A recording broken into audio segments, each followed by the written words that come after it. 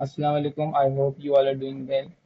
सो आज की वीडियो में हम कवर करने वाले हैं इलेक्ट्रिसिटी का ये वाला क्वेश्चन जो कि मई जून 2012 का क्वेश्चन है। So without any delay let's begin. The diagram shows a circuit which 4 voltmeters V1, V2 and V3 ये 3 वोल्टमीटर हैं वो दिए हैं। अच्छा, जिसमें से V जो है हमारे पास वो है टोटल वोल्टेज। लिख भी लेता हूँ यहाँ पर टोटल वोल्टेज, क्योंकि ये यहाँ पर V लिखा है। अच्छा, आगे बढ़ते हैं।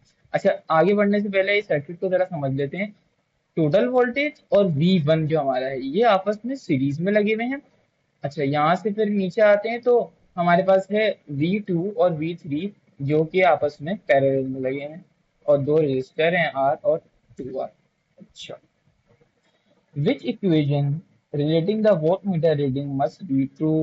कौन सी इक्वेशन सही है? अच्छा, सबसे पहले हमें ये समझना पड़ेगा, क्योंकि ये टोटल वोल्टेज है ये तो आ जाएगा एक तरफ, बाकी इन दोनों को हमें देखना है। अच्छा, अब देखते हैं। यहाँ पर लगा हुआ है V2 और लगा हुआ है V3।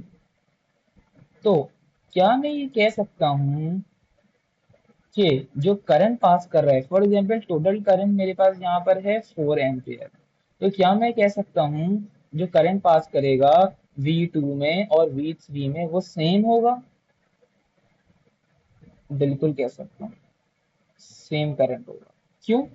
क्योंकि यहाँ पे जो करंट आएगा वो भी फॉर एग्जाम्पल 2 एम्पियर है, वो भी यही सेम होगा, और यहाँ पे जो करंट आएगा वो भी 2 एम्पियर होगा। इस बात को आप किरचॉफ फर्स्ट लॉ से कनेक्ट कर सकते हैं। The sum of currents entering the circuit will be equal to the sum of current leaving the junction। ठीक है, तो इस बात से हमें पता लग गया कि ये दोनों तो होंगे बराबर। अच्छा, अब अगर यहाँ पे करंट इन दोनों में से किसी भी एक को ले लें, लेट से V2 या V3 को ले लें, करंट यहाँ पे है अगर 1 एम्पियर, तो बाकी 3 एम्पियर किस में होगा? V1 में होगा। एग्जैक्टली, 3 + 1 4 एम्पियर, टोटल वापस 4 एम्पियर हो जाएगा। अच्छा, इस बात को लिखेंगे किस तरह? सबसे पहले तो हम लिख लेंगे total voltage V will be equal to. अच्छा, अब ये बात हम डिस्कस कर चुके हैं कि V2 और V3 सेम है, तो अगर मैं यहाँ पे V2 लिखूं V3 लिखूं तो एक ही बात है। मैं यहाँ पे लिख देता हूँ V2 प्लस इन दोनों का सम V2 और V1 का will be equal to total voltage. एक बात तो ये हो गई। अच्छा, क्या मैं ऐसे भी लिख सकता हूँ V will be equal to V3 plus V1? बिल्कुल ऐसे लिख सकता हूँ। वजह, क्योंकि V3 और V2 तो बराबर हैं। अब हम आते हैं ऑप्शन पे। ऑप्शन ये कह रहा है पहला कि V यानी total voltage will be equal to V1 plus V2 plus V3। ये बात गलत है।